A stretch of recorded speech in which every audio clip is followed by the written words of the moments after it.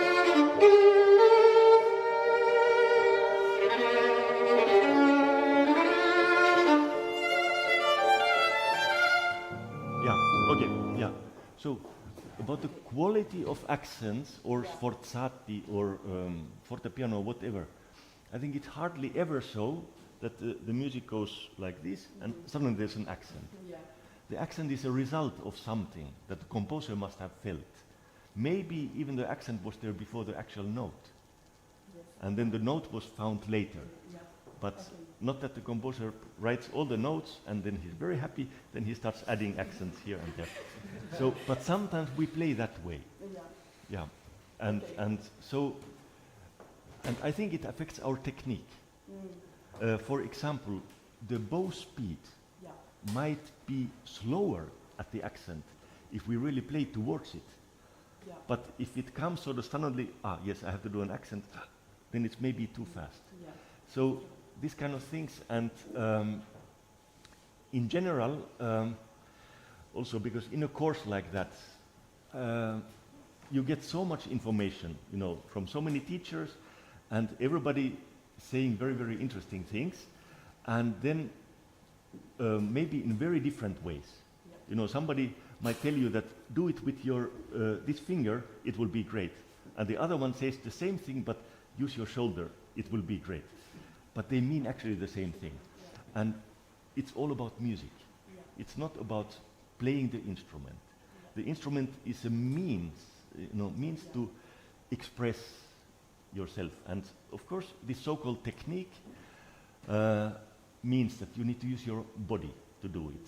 Sometimes you need to be aware of what happens in the fingers, what happens in your breathing, how to stand, how to connect yourself with the, like we had the other day, the flamenco master was teaching all of us. And yes, exactly. Yeah, you can also give us a flamenco lesson. So what I liked, especially, you were there, right? Remember what she said about how to be rooted and how the lower half of the body connects with the earth and the upper body connects with the sky. Yeah. So, and because we violinists, I was just talking about it with somebody of you in the lesson, you don't have to listen, I'm just repeating myself. Very often for us violinists, we also like to reach to the heaven, just like the flamenco dancer, but we do it with an effort, and they do it with being rooted. Yeah. And what we violinists, we don't do so well, we don't exhale very well. We are all very good at inhaling, but not so good at exhaling. And for example, the Sibelius is very good exercise for just continue. Yeah. But if we want to, hopefully it will be a nice beginning, I'm already in trouble, Yeah. and I cannot trust myself. Same thing for Mozart, A major concerto. It's just the other note, but the same. So it can be difficult, or it can be easy. Yeah. Just continue your breathing. There's nothing easier than that. Yeah. So this comes often in our way. Yeah. And different teachers in different situations, different pieces are touching this subject and giving lots of valuable information. Yeah. And we know so much, but we sometimes forget the most essential. Breathe and continue the breathing. So, especially the more we know, the more information we get, and that's always the danger in a course like that. Lots of information, and then all this information should help us to become more and more simple, and not more and more complicated. Yeah. And like everybody here plays so well. Everybody is a very, very mature and accomplished musician, instrumentalist, artist. So the question is, what now? How to proceed? Yeah. And being in a course, the reason also why I'm telling this, that so many of my students, sometimes, after summer, so how was your summer? Yes, great. I went to this course, it was fantastic. I learned so many things. Great. And then they play, and I see it's often the same as before the summer. So I ask, where did it go? All that what you, maybe I'm being too critical, and it doesn't mean that everything is always right away there. But often I observe that what we get doesn't really, we are not really using it. Yes. So everything what you learn here in the course, please make sure that this is something that supports you, and it's all about finding the simplicity in your own playing. And it's about music, it's not about technique. Yeah. The technique just helps you. Yeah. And so, yeah, maybe it's already time to switch to, unless you have one more question that you would like to share with everybody. I don't think, no, I agree, you know, I think it's the briefing, it is the secrets with Sibelius especially. Yeah.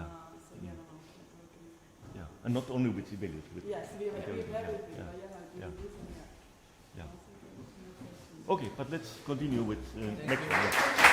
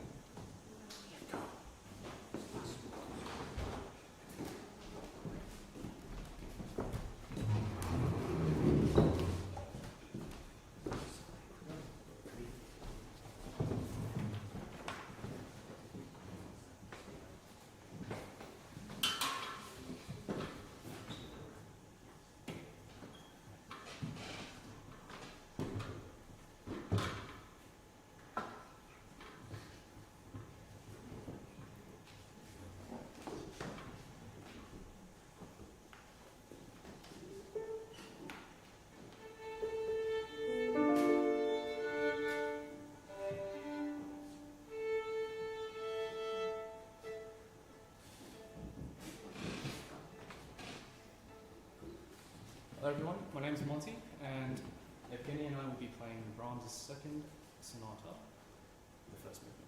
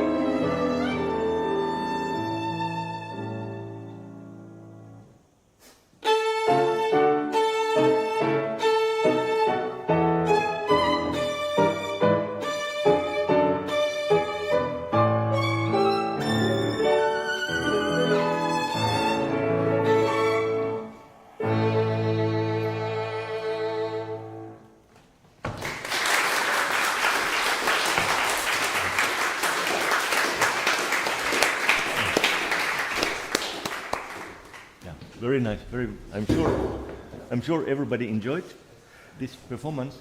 Yeah. Now we worked. We had 4 lessons, and we worked a little bit on this, on Isaïe, on Carmen, and so different things. And you are still going to stay here for another week at least. So my question to you is now also that: is there something you could describe or explain? What would you like to take from this course to your further life? Something that you hope will be different after after and before. What should be the difference for you? I think it's always nice getting different interpretations from, especially for something like Brahms, where it's almost endless with what you can do with it, and just getting different opinions on what other teachers and professors think, taking away some of those ideas and seeing what I can further explore with this piece, and other things as well. Yeah. I think one very important thing for us as musicians is that we need to be constantly, if not improving, then at least widening something. So sure, that can be something. It will, you will get a wider perspective, many possibilities. But that could also happen if you just go to YouTube and check 10 different. You will get 10 different. Interesting. That one plays like that and like that. And then there's one that you like more than the others, maybe. But what, like I was mentioning before about some students who said that they learned so much and in a course, but then when they play, nothing really changed. So that's why I'm asking if there's something that you would like to change For example, if you ask me, I know immediately. I would like to be able to play perfectly in tune, always without ever practicing. So I would like to, but I know it's not really realistic. But then still having that dream to be able to play perfectly without practicing gives me already something that, how to get close to that. And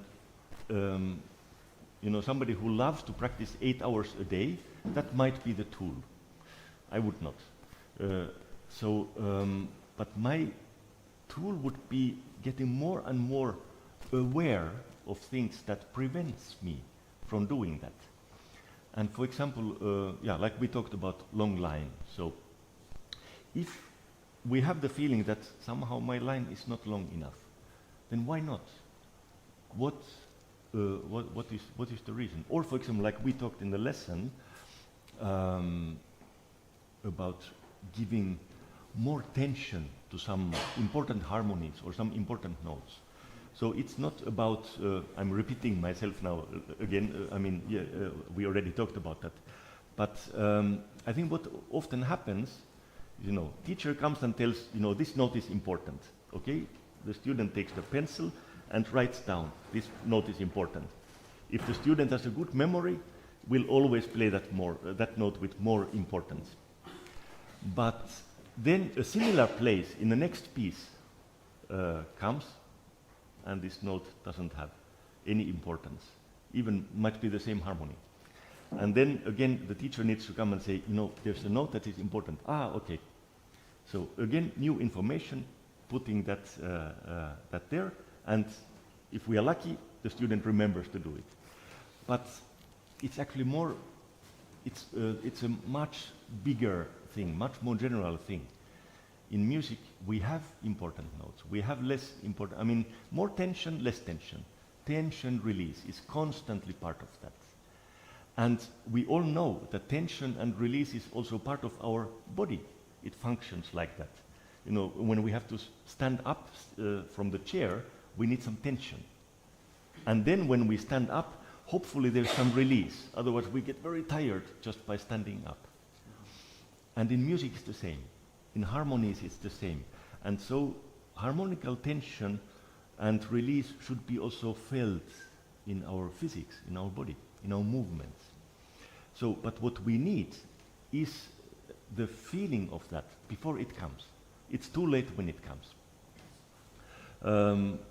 I have told some students here that I had a teacher who told me, I was still a teenager, and she told me, she looked at me like that and she said, the note has to be there before you play it.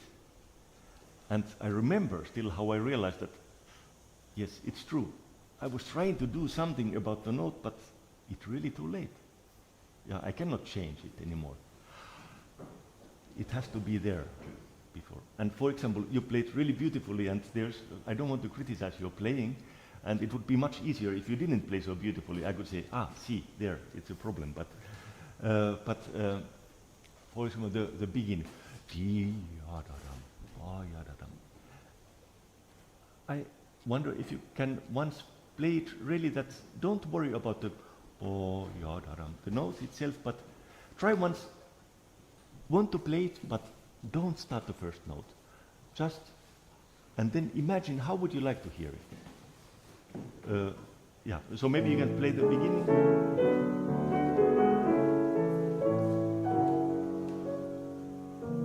Yes, exactly. That was the right face expression. So actually, you don't need to play it. If you do that, everybody will feel great music. But now the question is, will it sound the same when you really play it? And you played beautifully. I don't want you to play it differently. But I think you can still discover that it's there. Yeah. Have you heard these old LP recordings, where if you listen carefully, the music sounds already before it actually sounds. It's some kind of physical phenomena. It's that the echo is there before the actual music starts. That's a little bit how it should start. It's already there. And then we just release it. And then when we practice, we release it, and maybe it happens at home. it didn't quite sound the same how I imagined it. So, stop. Why not? Why do I want to say this thing, but it sounds different? Something is not right. So, we practice, we try to be that, including, for example, like Lucilla, including maybe a vibrato on a certain note. So, it includes actually everything. And it can happen that, I don't know how I want to sound. Yeah, so then, okay, then we play the notes and then we listen to it. Is this nice? We can find out slowly. So, of course, it's not always everything clear right away. But, like in your case, it is clear. You know this piece so well, and so you can still discover more what it means to have the... Yeah. Now, let's try one more time, and now, in fact, not only with your face, but really play it also.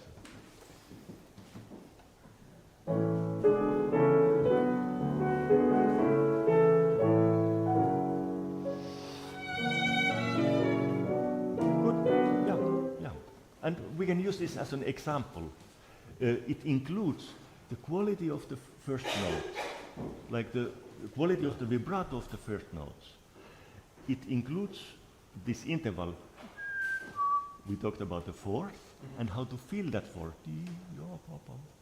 But where is it going?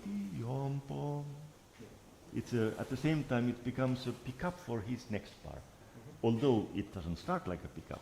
So it includes many things, and we can feel all that simultaneously without analyzing them in the different places.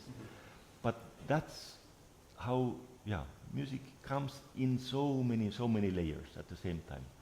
And that's why we can never really be ready with it completely. There's always something more to discover.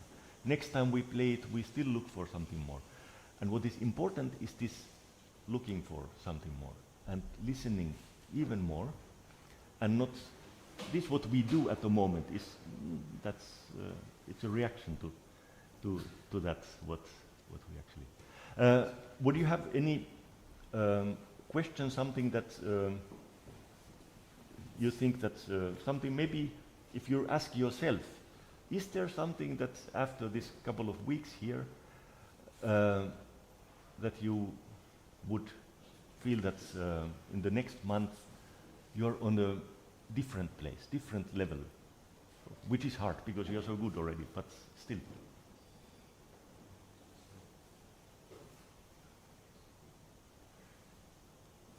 I would say actually where I can take my right hand a little bit more in the next couple of months. I think I'm working on that quite a bit right now. Yeah. You remember from those lessons we had together, what would you say, what was my suggestion? What is the part of your arm that you should work most or be concerned about? The swing, the elbow. The swing, yeah, and if we see a problem, where would the problem be? Yes, exactly, yeah. And this, I think, it's such a common thing. So I know it from myself. If I want to play well, which means I don't want to make a mistake, I don't want to play bad.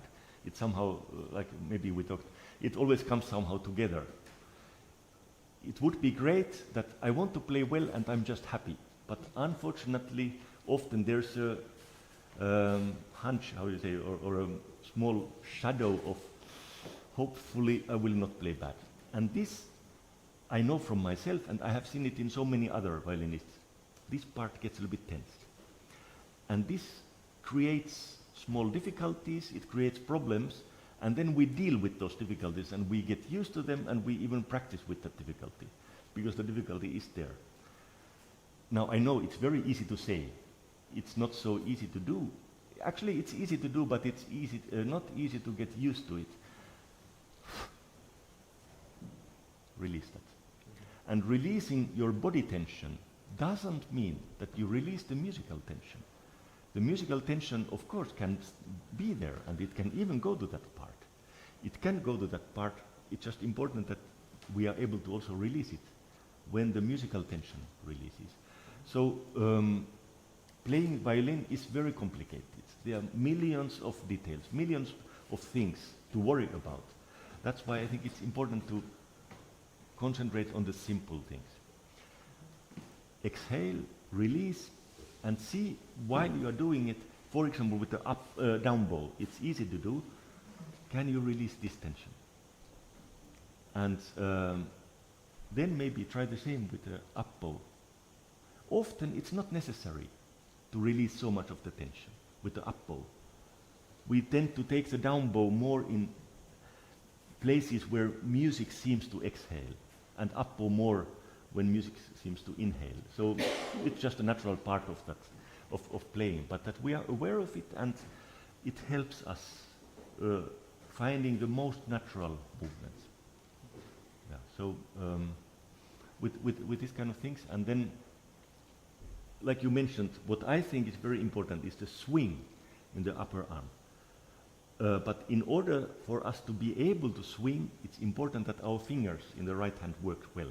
Because if we don't articulate with our fingers, then the swing is without any control.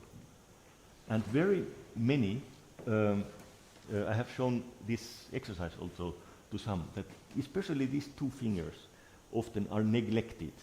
If we cannot work well with these three fingers, together with the thumb, always supporting, then something is lacking. Something is not enough articulating in the... And then we replace this quality with some tension in the lower arm. And then a real swing is not possible.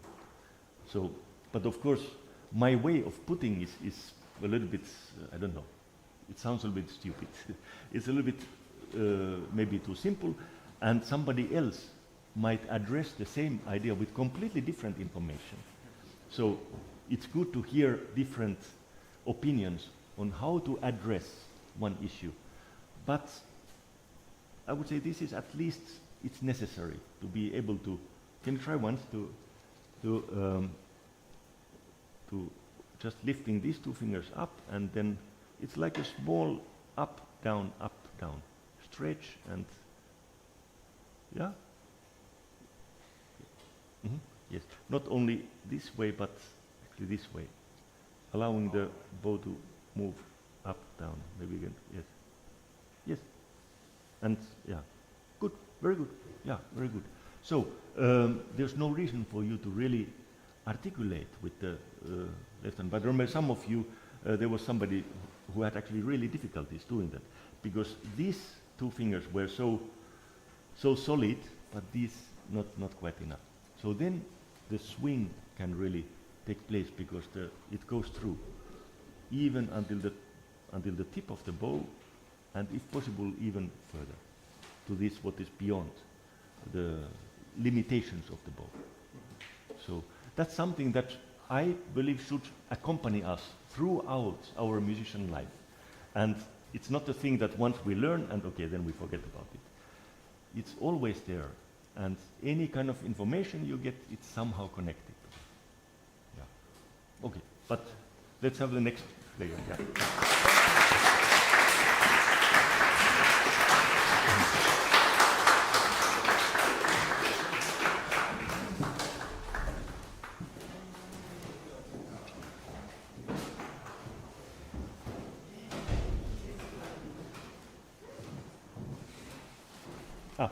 You want to play a duo?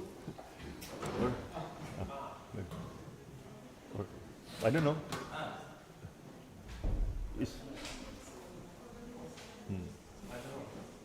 I don't mind, whoever. Yeah, what's the time now, actually? 1. 15, yes. Yes, good.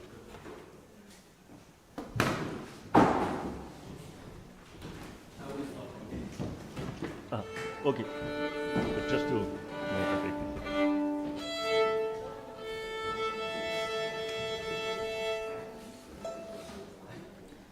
Hi, I'm Louise. I'm going to play a small part of the Bach. Ciaccona, yes, okay.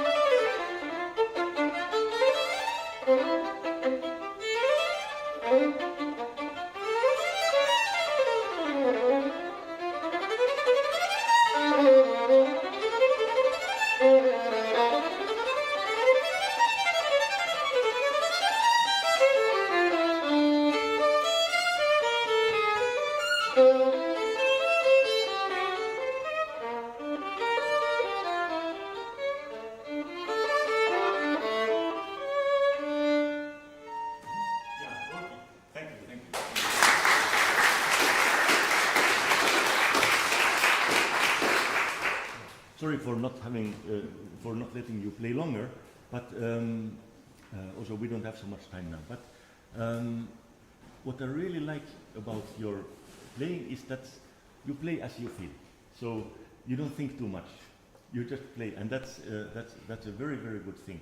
But now about Bach. I know you're coming from Australia, and for example, now if you came to study in Europe, especially in Germany, and playing Bach would mean that you would meet lots of people, teachers, colleagues, whatever, who would tell you, don't do this, don't do this, don't do that, but do this. And with Bach, you have to do this, you have to do this, you're not allowed to do this. Lots of rules. And they might even give you a book to read it. Only if you read this book will you be able to play Bach. So it's very, very difficult nowadays for young people to actually know what to do with Bach. Because this person says this and this person says that. Okay, then they go to YouTube, hopefully there's a solution. I would say there's never a solution, but if one tries to, then you find 10 different people having 10 different truths. So what to do? And what I like about you, that you're not confused. You play as you feel, and I enjoy it. I would have liked to hear the whole piece. But many people are nowadays confused when they play Bach, because so much information. How to deal with that? I think it's good to try to understand the information, and yes, it's all a possibility. If somebody comes to tell you, for example, that in Bach you're not allowed to use vibrato, okay, maybe it's so. Maybe Bach would come also and tell us, don't use vibrato. We don't know. Or somebody else might say, you should use vibrato on every single note, even with Bach. Might be true. So, and Bach might agree. So, again, something we don't know. So, but what do we know? We don't know much, but we know some things. And that's normally my suggestion, to start, first of all, not start playing the piece, but reading the music and getting the feeling for rhythm. So rhythm is not a question of taste. The rhythm is there and the pulse is there. And that applies to everyone.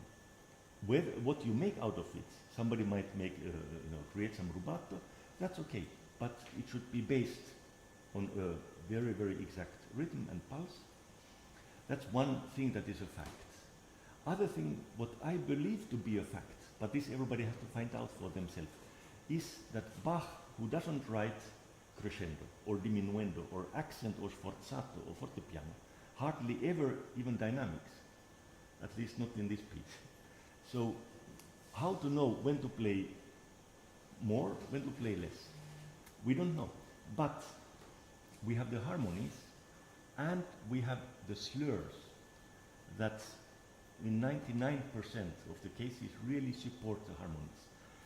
The simple thing being that the first note of the slur is it's stronger. It has more tenuto character than the last note.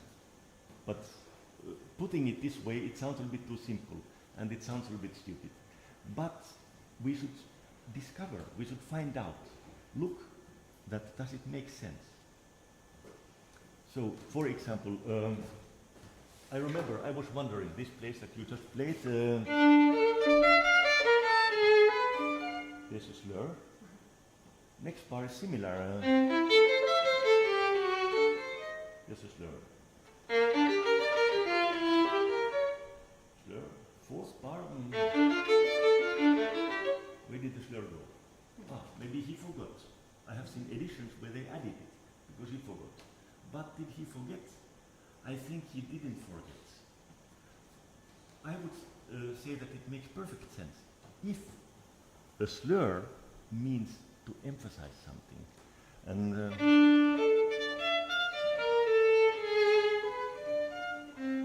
why do we need to emphasize? I would like to ask you, but we don't have so much time. So, shortcut. Next bar. Next bar. Next bar. It starts with the same note as the third beat. So there's not anymore that same tension. So it's very logical that he doesn't put the slur there. And that's already lots of information. And I don't claim that this is the truth. Bach might come and say that, no, you have misunderstood completely. That's okay, but I need to start somewhere. I need to have some information at least. And this seems to make sense. It really works. That the slur is a harmonical tension, and after that there's a release. In this variation,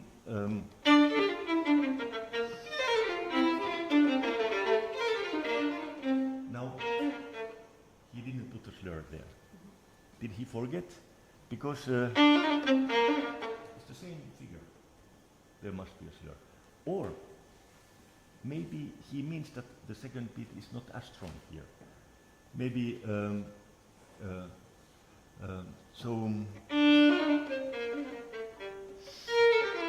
also because there's a new.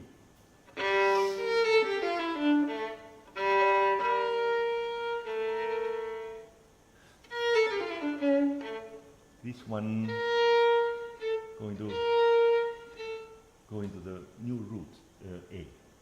So I think also here the slurs or the missing of a slur makes perfect sense. So I think it's already quite much that we can work on to start with the rhythm, pulse, and then tension release, and getting the information not really always, but almost always from the slurs. And to practice that without your instrument, to think the music in your mind, and sometimes if you're not sure of the rhythm, then maybe take a metronome for help. But this is just in general, not really for you. Your rhythm is good, but it can be always still more connecting to the real pulse. And only after this, it will be interesting to maybe learn about Ciaccona, what kind of dance it is. But we also don't know that is this music that should be, danced to. So, or it could be, but maybe it doesn't have to be. So, and did Bach really know the origins of Ciaccona? Or maybe he knew a little bit about that. All this we don't know. But of course it's very interesting to learn something about that. And then, while you are building a solid foundation for yourself, then you get information from, and somebody comes and tells, don't vibrate this note because, and I have proof here, somebody has written. Yeah, then it's interesting to think about it and try whether it works for you or not. But so, and for example, for you because you have such a strong intuition, and you are so musical, and you should always trust your intuition, but relate it also to some facts that are really there. And then just be aware that the more you feel that you know, don't lose your intuition. Don't lose your basic feeling and emotion, because that's in the end the most important thing. But then show that just that it works with us. And whatever, it's so important to play Bach, but so that that we have something to start with. One last example, because we are modern people, when the music goes up, we like to feel crescendo. So, or when the music is going to a different harmony, we like to feel crescendo. But in Bach's case, it's not always necessary. And especially when there's a slur, I'm thinking about this piece.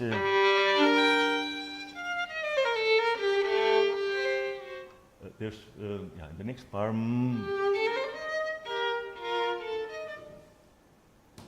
if I just follow my emotion alone, I would like to do.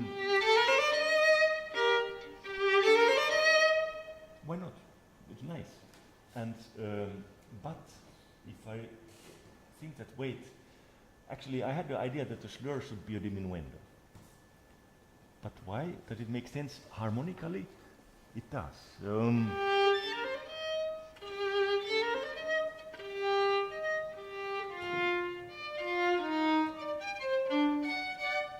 So there's a harmonical tension that is released into body, bom, body.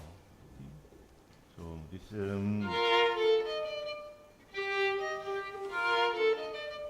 then I think we as a modern people should accept that the musical language here is a little bit different. But if we try to use the same logic to Tchaikovsky, it will not make any sense. So to make a diminuendo with every slur. Yeah. And please don't misunderstand. I'm not suggesting to make a diminuendo every time you see a slur, but it's just feeling the direction of tension and release. Okay, but yeah. I have one Yeah, question. good. In the first variation, with the what is your take on going back to the lower notes? Yeah. In those sorts of Well, cases? in this chord, I think we don't really need it because the open string sounds so long. Look, it's still there. We don't really need to play it twice. And then when the bigger chords,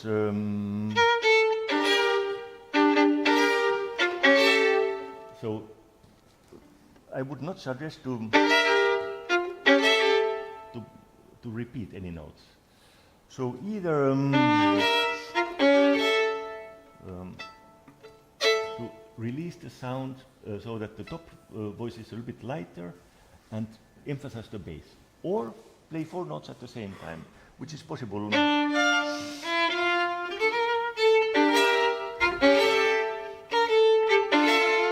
Without leaving the D string. But what doesn't sound good is if that note comes 2 times. So that I would not suggest. But it's good to try different ways and then see what fits you best. Yeah. Okay. Yeah.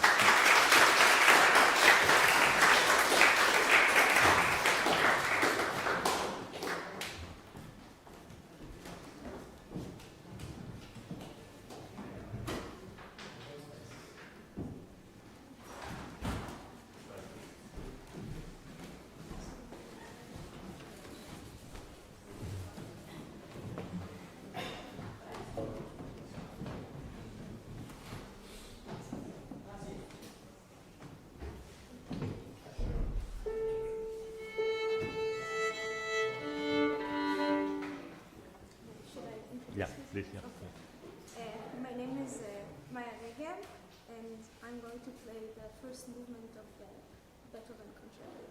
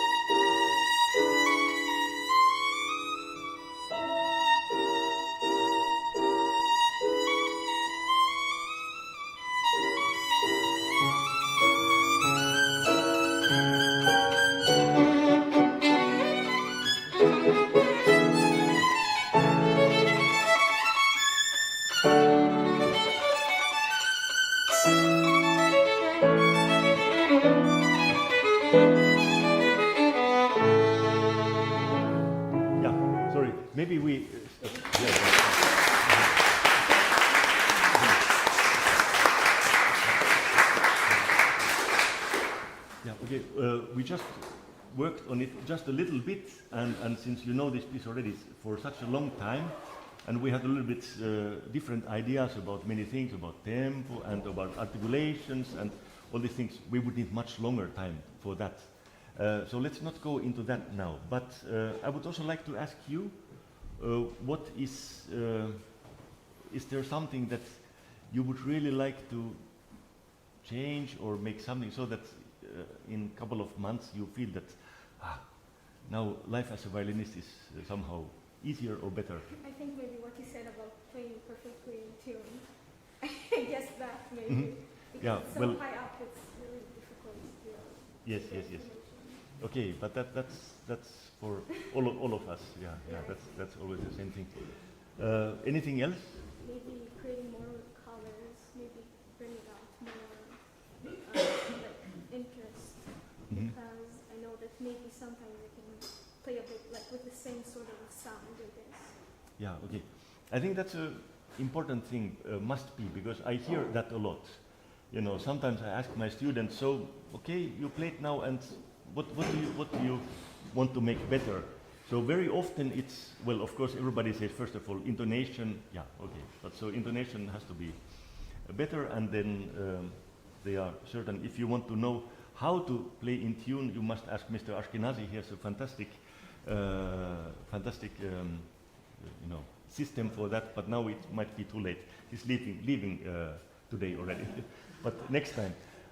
So I will not go into that now. But then very often people say, yes, colors. I want to create more colors. But so then my question is, if you want to create more colors, why don't you create more colors? So that means maybe when you play it, you are somehow listening, so I'm coming back again to the thing that what we play, we have to hear in advance, including all the colors, and hopefully, of course, including the intonation, which is part of the music, because intonation is expression. It expresses the wish of one note going to another note. Intonation is not alone. There's no such a thing existing as a perfectly, it depends what kind of tuning we are using. But inside of every tuning, like a leading note wants to go to the next note, and it wants to go away from the other note that it was before. So it's part of expression. It's not a separate thing. And including the colors, vibrato. What kind of, I want to have different kind of vibratos. But how and why? Why to have different kind of vibratos? If I imagine a note, before I play it, I sense kind of a vibrato, and my hand needs to respond to that. It's a reaction to something what I want. And it's too late when the note is there to, okay, now I use different vibrato than in the note before. So if we don't anticipate enough, then in the end, when we ask, okay, how did I actually play so well? Yeah, would be nice to use more colors. And so I think all that you have already. You have all the fantasy you need. You just need to anticipate and hear it in advance. And when you play, this is practicing. We play, no, I didn't want that, so why did I play like that? For example, I imagined a note with beautiful warm vibrato, but my finger was not moving. So something is wrong because my finger is not responding, or my hand is not responding to the emotion I just had. And if we, like I said before, if we don't know, we don't always know everything in advance. If we don't know, we can try out. And then instead of going to YouTube and check the different interpretations, do them yourself. Play one note without vibrato and see whether you like it. If you like it, then it's maybe the one that you need to use. Or try with warm vibrato or with a narrow vibrato, with all kind of things, and then you will see what you like most. And that will become your personality. Also, like what Mr. Ashkenazi said the other day, it's the most important thing. You know, he says he's missing the old times when every performer had their own strong personality. And so now, how to find this? No teacher can give you the personality. You have to find it yourself, and you have it. Every one of us, each one of us has it, and now how to find it, I think, at least to start with, is to anticipate. Hear in advance what you want to hear. Because what you want to hear should be that what is called your personality. But now, of course, nowadays it's not so easy, because maybe it might be that it's maybe not my own personality, but maybe I heard a recording on YouTube and I liked it so much that I want to sound like that. Well, it's better than nothing, maybe. But you know, nobody's personality is as precious to you as your own. So your own is the most precious one. And to discover it and start using it, it's using your ears, really listening, really listening. And like we did in this one lesson, so what often seems to be the fact that, for example, we have an octave. We are worried about the first note, hopefully it sounds good. Then we are worried about the next note, hopefully it sounds good. Yes, they sounded good. But what was missing maybe was the octave. Like a singer practicing an octave, they might take 2 weeks, or that's one single octave, to create the tension, the distance, how one note goes to another one. And that creates the quality, the distance. But if we are too concerned about this note and that note, in the end they might be great notes, but the reason for those 2 notes to happen is missing. And also, again, I'm coming back to Mr. Ashkenazi, like he said, how his most important teachers were singers, in a way. Not that he went to a singing lesson, but he was listening to them. And when he plays, he's imitating them. And this is the most important thing. Even the greatest pianists are imitating singers. And there have been some really great pianists who could sing on the piano. Not many, but some. And imagine a piano, if we compare with the violin, it's actually, sorry, don't listen, it's a machine. It's a machine. It works by pushing buttons, and then there's a hammer hitting the strings. It's not even the player touching the strings, like in guitar, but there's a hammer in between. And hammer is not a very musical word. It's to hit something. So, but a great pianist can overcome this machine and make a piano, a machine, sing. But for us violinists, it should be much easier, because violin is considered to be a singing instrument.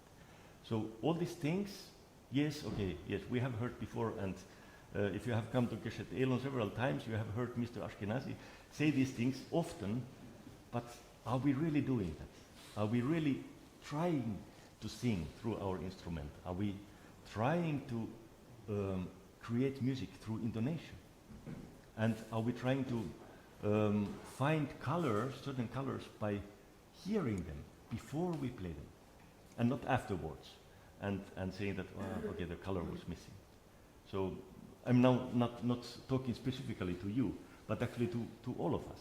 And so this is, that's why about practicing, really becoming more and more aware of what we actually want, and not what we think that is expected.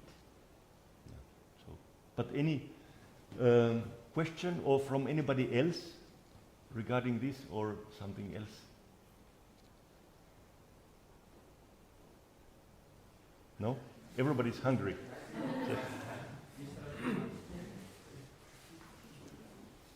Yeah, okay. Mm.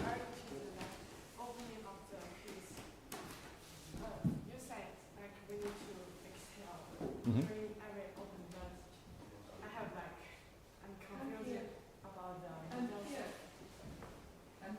Yeah. So the microphone is not for here, it's for Yeah. the microphone?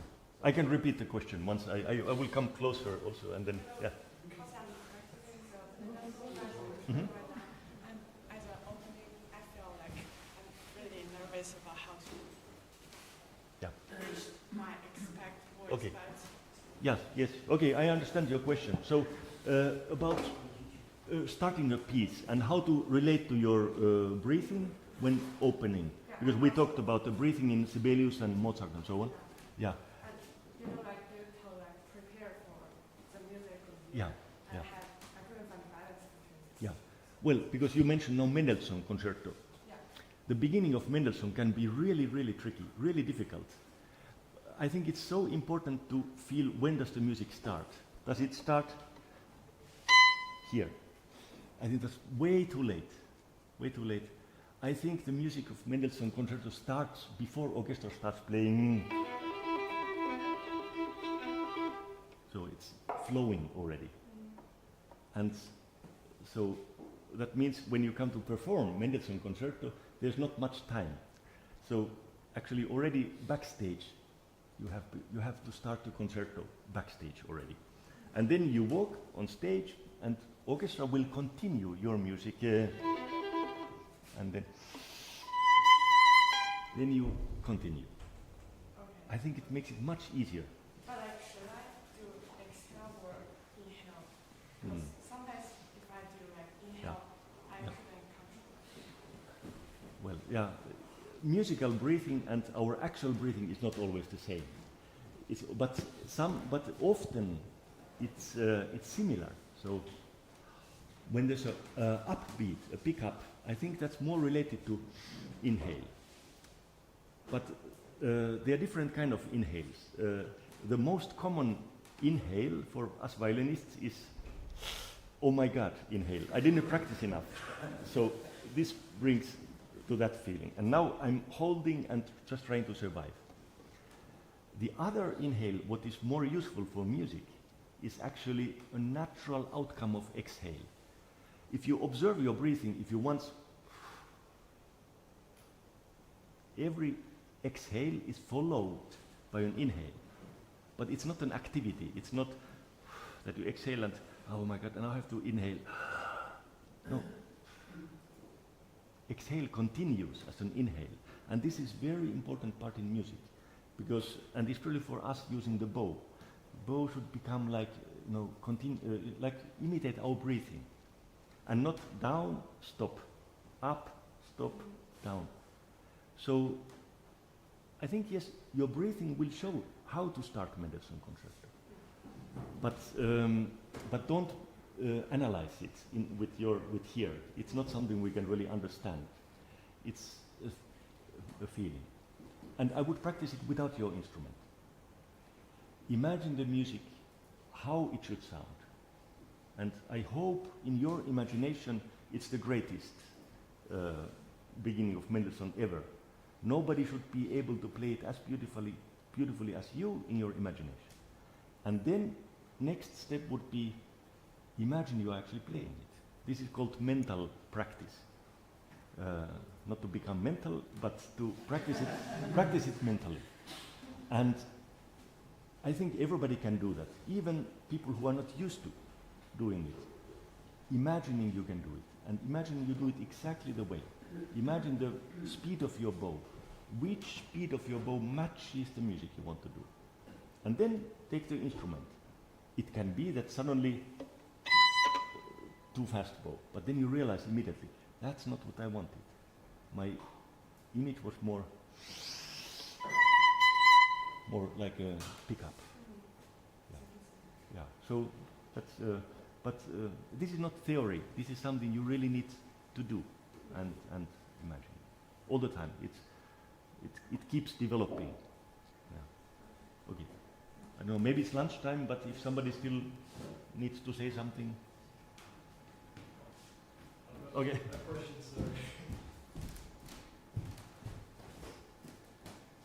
just wondering about, you mentioned when you imagine how you want the sound to be, and then you play and there's a disparity, and then you don't achieve the result that you want. If you have any suggestions for how to diagnose the things that might be preventing you from achieving the sound that you imagine. Yes, Yeah, well, so, yeah, you have an idea how you want to sound, and then you play, and you realize it's not the same, what you wanted, but you might not know why not. But that's, for that there are teachers who tell you, for example, the teacher is maybe pointing out since a couple of years that you have some tension in your lower arm. And that would be the moment to realize, yes, I cannot sound how I want, because this tension in my lower arm is preventing me. Or I would like to have a warm vibrato, but there's too much tension in my left shoulder. My teacher told me about that, and that makes my hands or my arm vibrate too tensed. So we need, of course, this kind of things, and that's where we have to trust our teachers. You know, they can see easily what is not quite right. It's very difficult to see it yourself while you are playing. And then we can also have the help of, you know, video nowadays, or play in front of mirror. You can see lots of things. I remember I used to have a habit. I always lifted my shoulder while I was playing, especially when music got somehow more exciting. People told me. I didn't believe them. I didn't feel it. I didn't realize. I said, okay, yes. I didn't believe that my playing will improve if I just try to keep my shoulder down. It has nothing to do with my playing, I thought. But then once I saw myself in a video, and my shoulder was somewhere trying to get into my ear, and I thought, is that me playing? I could never imagine. And then in that moment, I heard something in my playing that I also really didn't like, and I realized that this is connected. So that made me finally realize that I need to release the shoulder. It's really not a help to help. So this is one example. So it's not always easy to find the solution, but generally musical idea and physical feeling should become one. As close, it can maybe never be really one, but as close as possible. And then what happens when we get closer, our idea gets further. Again, we try to get closer, again, so it never ends. But that would be the process. Yeah. Okay, thanks.